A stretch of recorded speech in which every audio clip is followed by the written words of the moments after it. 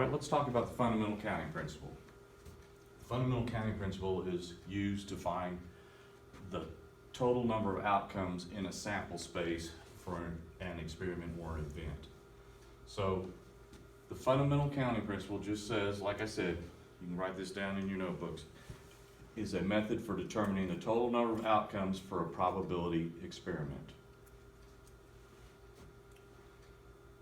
The way it works is, the fundamental counting principle, or FCP, says that if you multiply the total number of outcomes for each individual event in the experiment, you will get the total number of outcomes, or the sample space, for this probability experiment. Let's take a look at how it works here. If this is our experiment, we have three events taking place. We're going to roll a dice, we're going to flip a coin, and we're going to spin a spinner with 4 equal sections on it. We know that when we roll a standard dice, there's a total of 6 outcomes. We know when we flip a regular coin, there are 2 outcomes, heads or tails. And when we're spinning this spinner, since there's 4 equal sections, that means there's going to be 4 outcomes.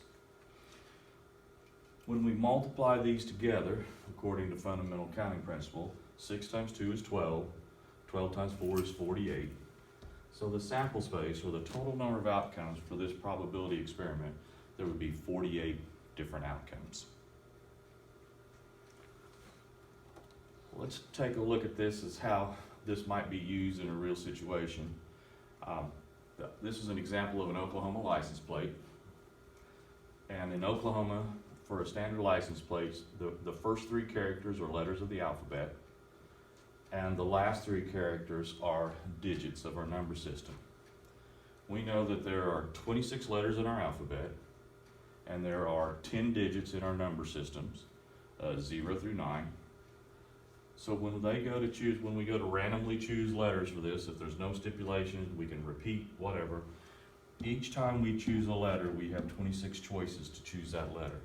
So for each letter choice, there's 26 possible outcomes.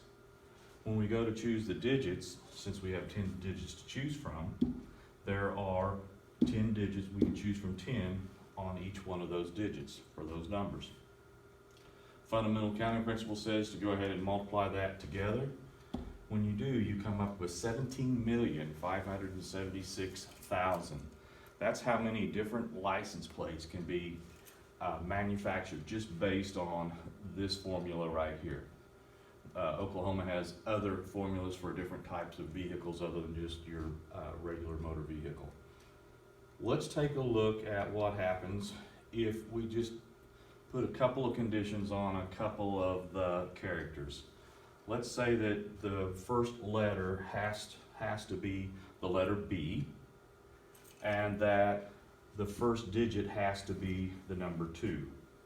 Well, there's only one B in our alphabet, so there's only one choice we can have here.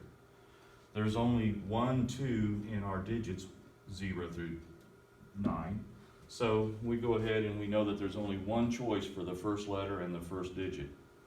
The rest of them are the same as above. We still could choose, since there's no stipulations, we can choose any of the 26 letters for the second 2 letters, and we can choose any of the 10 digits for the second 2 digits. So when we take a look at this, and we use fundamental counting principle, we multiply those together, and we get 67,600. That's a significant difference in just putting limitations on 2 of the characters in that license plate.